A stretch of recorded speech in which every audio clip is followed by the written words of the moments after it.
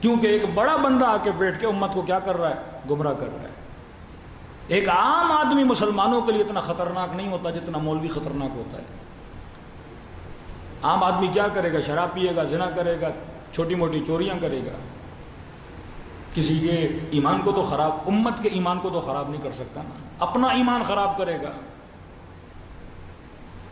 دنیا کو تباہ جاہلوں نے نہیں کیا، عالموں نے کیا ہے۔ جاہل ریڑھی لگائے گا، جاہل کوئی چھوٹا موٹا کام کر دے گا، لیکن سب سے زیادہ نقصان دنیا کو کس نے پہنچایا؟ ایٹم بم کسی جاہل نے بنایا تھا۔ ویتنام پہ اور مختلف ملکوں پہ جو بم گرائے گئے کسی جاہل نے گرائے تھے۔ لیکن جہر اور علم کی تعریف اہل بیت کے مکتب میں اور ہے، جیسے میں کہتا ہوں پڑھا لکھا جاہل جو اپنے علم کو شیطان کی خدمت میں استعمال کرے، تبھی علم تزکیہ نفس بڑا ضروری ہے۔ بیٹے کو ڈاکٹر بنانے سے پہلے علم تزکیہ دو، بیٹی کو یونیورسٹی بھیجنے سے پہلے علم تزکیہ دو،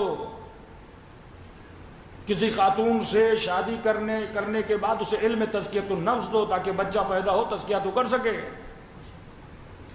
کہ آج خوشی خوشی کہیں کہ مولانا بیٹا ڈاکٹر ہے، بیٹا انجینئر ہے، بیٹا یہ ہے، بیٹا وہ ہے۔ اچھا بھائی ڈاکٹر تو بن گیا، لیکن یہ بتاؤ نیک بھی ہے کہ نہیں؟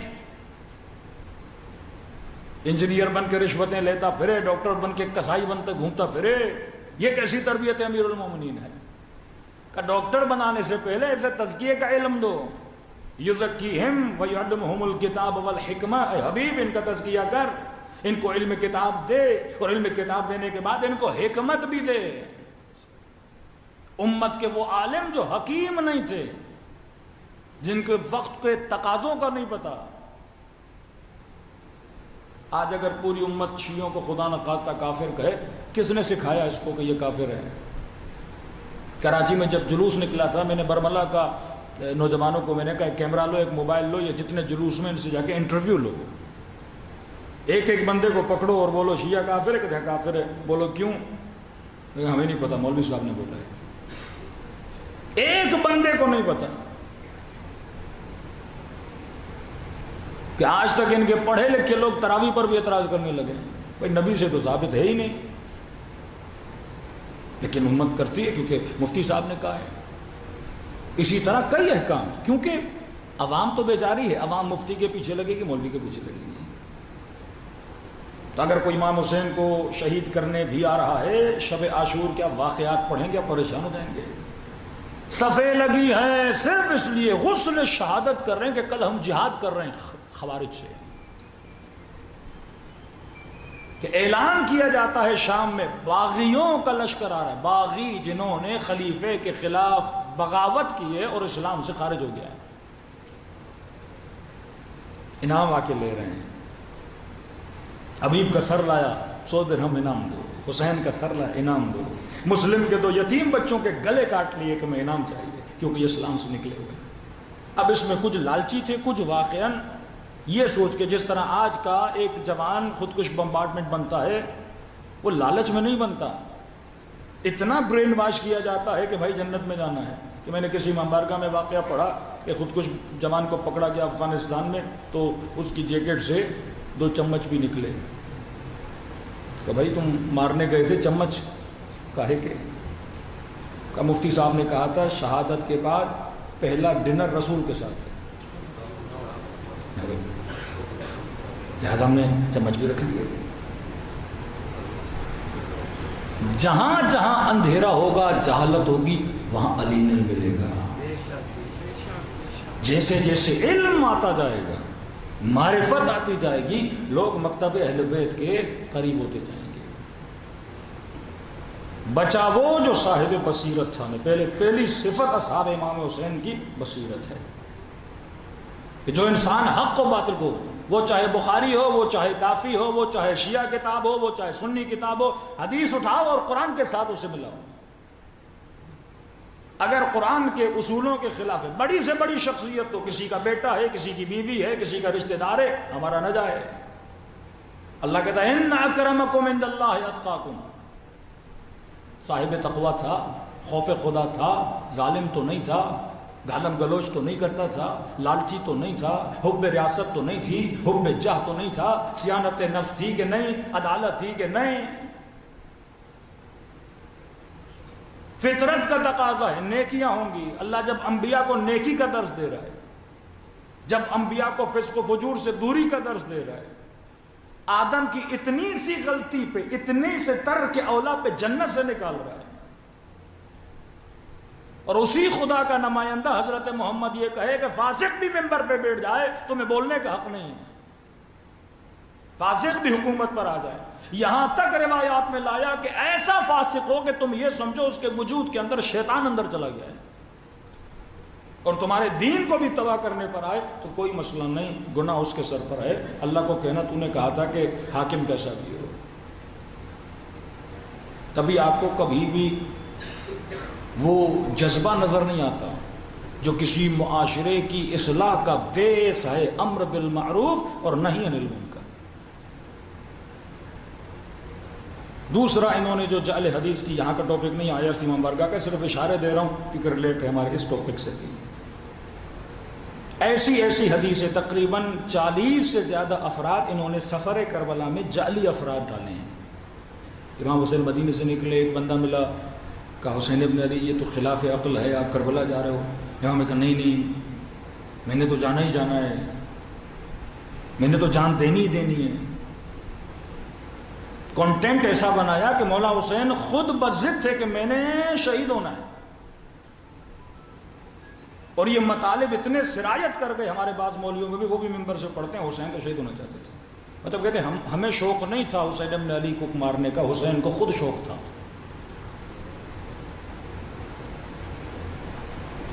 دوسرا غلطی تو کی، اتنی سختی یزید کو نہیں کرنی چاہیے تھی، لیکن کہ اصل غلطی علیاذ باللہ حسین کی تھی، کیونکہ رسول کے حدیث ہیں حاکم کیسا بھی ہو. امام شافعی، ابن تیمیہ، سب فقہا کا یہی حکم ہے کہ رسول کی حدیث تھی حاکم کے خلاف قیام نہیں کرنا.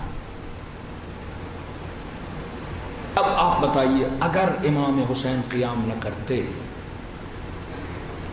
ان ساری جھوٹی حدیثوں کے چہروں پہ تماچا نہ پڑتا. اپنے قیام سے بتایا کہ یہ میرے نانا کی سیرت نہیں ہے، جو میں کر رہا ہوں وہ میرے نانا کی سیرت ہے.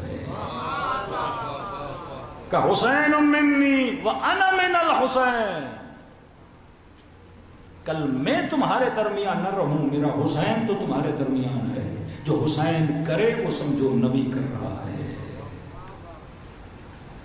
مجھے کب پتا چلے گا حق کیا ہے باطل کیا ہے؟ فرمایا یہ ہیں، ان کے چہروں کو دیکھو. علی جہاں جائے وہ حق ہے، حسین مجھ سے ہے، میں حسین سے ہوں. یہ جنت کے جوانوں کے سردار ہیں، جنت کے جوان کا سردار اپنے نانا کی مخالفت تو نہیں کر سکتا نا. ضروری تھا امام حسین کا قیام کہ امت کے اس کی پوری فلسفی کو ختم کر دیا جائے کہ حکما فاسق بھی اور خلاف نہیں بول سکتے.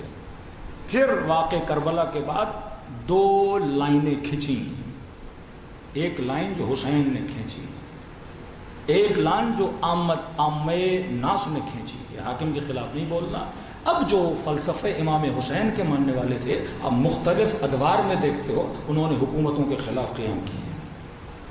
وہ زیدیہ ہو، وہ فتحیہ ہو، وہ کیسانیہ ہو، یہ کس کے ماننے والے تھے؟ یہ اسی فکر میں جناب مختار کا قیام متاثر فلسفی آف امام حسین، جناب زید کا قیام فلسفی آف امام حسین. ہر زمانے میں آپ قیام جو دیکھتے ہو یہ فلسفی کس کی تھی؟ امام حسین کی تھی. اور آج بھی جنہوں نے اس فلسفی کو سنبھالا ہوا ہے، پوری دنیا ایک طرف ہے لیکن ان کو شکست نہیں دے پا رہے. زیدیہ بھلے 4 امامی ہوں لیکن حسین والے تو ہیں. امیر المومنین فرماتے ہیں 20 سال والے جماعت سے پوچھو زندگی کیسے گزری، کہے گا خواب کی طرح گزر گئی. 40 سال والے سے پوچھو زندگی کیسے گزری، کہے گا خواب کی طرح گزر گئی. کہ 70 سال کے بوڑھے سے پوچھو زندگی کیسے گزری، کہے گا خواب کی طرح گزر گئی. کہ جو زندگی خواب ہے اس زندگی کے لیے اپنی آخرت کو تباہ و برباد نہ کرو. دنیا فانی، آخرت ابدی. کہاں گھر چاہیے؟ آخرت میں. نعمتیں آخرت میں. اس دن میں ساتھ دنیا کی کوئی نعمت نہیں جو ہمیشہ کی ہو، لذتیں بھی تھوڑی تھوڑی دیر کے لیے، طلب ہوگی کھانے کی، پیٹ بھر جائے گا، پھر بڑے چرغے ورغے بھی رکھو، بندے کا دل ہی نہیں ہوتا کھانے کا۔ کسی بھی چیز کی آپ کو طلب لمیٹڈ، کبھی یہ سوچا کرو اللہ نے لذت کو لمیٹڈ کیوں رکھا ہے؟ کسی بھی لذت کو دائمی کیوں نہیں بنایا؟ کہ لوگ لذتوں کو بڑھانے کے لیے کبھی دوائیاں، کبھی مختلف چیزیں استعمال کرتے کہ لذت بڑھے، یہ نہیں سوچ رہے کہ خدا نے لذت کو محدود کیوں بنایا، یہ بتانے کے لیے کہ لذتیں محدود ہیں، یہاں کبھی بھی انلمیٹڈ لذت نہیں مل سکتی۔ اور پھر کبھی سوچا کہ لذت کا اینڈ خدا نے اتنا نجس کیوں بنایا؟ بہترین کھانا کھاؤ انتہا نجاست ہے کہ بندہ دیکھنا پسند نہیں کرتا، بدبودار نجاست بن جاتی ہے، یہ بتانے کے لیے کہ دنیا کی انتہا یہ ہے کہ اولہ جیفہ، اولہ نطفہ وآخرہ جیفہ، جس کی ابتدا نطفہ پھر خوبصورت بچہ بنتا ہے، پھر خوبصورت جوان بنتا ہے، وآخرہ جیفہ، اور پھر انتہا یہ ہوتی ہے کہ کتنی بھی باپ سے محبت ہو مر جائے، ایک دن سے زیادہ کوئی جنازہ باپ کا زمین پہ نہیں رکھتا، کہ جلدی دفن کر، کہ کیوں؟ کہا ایسی بدبو آئے گی، معصوم فرماتے ہیں کہ اپنے باپ سے کراہت ہونے لگے گی، محبت باقی رہے دفن کر دے۔ ایک جانور مردار سے زیادہ انسان کے بدن میں بو آتی ہے، بوئے بدن انسان جانور سے بھی بدتر ہے۔ جب اسلام آباد میں واقع ہوا تھا نا، ڈیڈ بوڈیز کو انہوں نے چھتوں پہ رکھ دیا تھا، پورے محلے میں بو ہو گئی تھی۔ ہمارا ایک دوست کہتے ہیں مولانا جب میں گیا، میں ایک ہفتے تک الٹیاں کر رہا تھا، کہہ رہے ہیں میں نے آج تک انسان کی باڈی کو سڑتا ہوا نہیں دیکھا تھا۔ اولہ نطفہ، ابتدا بھی گندیدہ،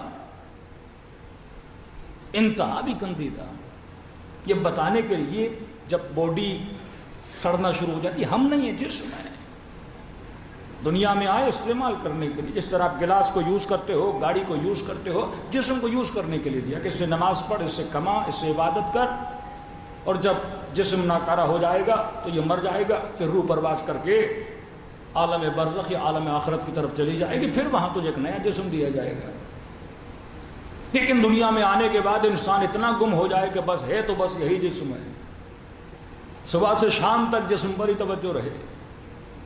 کہ میں نے پچھلے سال یہ روایت پڑھی تھی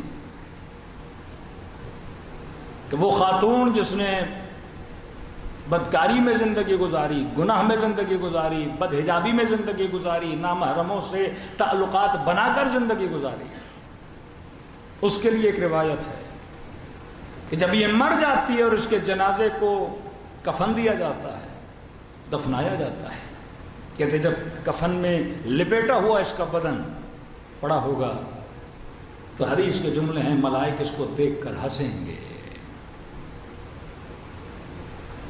پوچھا کیوں ہنسیں گے؟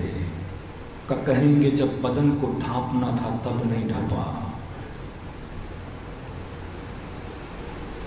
اب جب کسی کام کا نہیں رہا یہ بدن تو بدن کو ڈھانپ رہی ہے۔ کہ پھر جب اس کے جنازے کو قبر میں اتارا جائے گا پھر ہنسیں گے۔ کہ کیوں ہنس رہے ہو ملائکۃ اللہ؟ کہ جب اس نے گھر کے اندر بیٹھنا تھا تب تو گھومتی رہی، کبھی اس بازار میں، کبھی اس بازار میں، کبھی فلاں محفل میں، کبھی فلاں محفل میں، اور آج جب کسی کی کشش اور توجہ اس کے بدن پر نہیں ہے تو اسے قبر کے اندر ڈھانپا جا رہا ہے، چھپایا جا رہا ہے۔ کبھی کچھ کام دنیا میں کرنے کو ہوتے ہیں وہ مرنے کے بعد ہو رہے ہوتے ہیں۔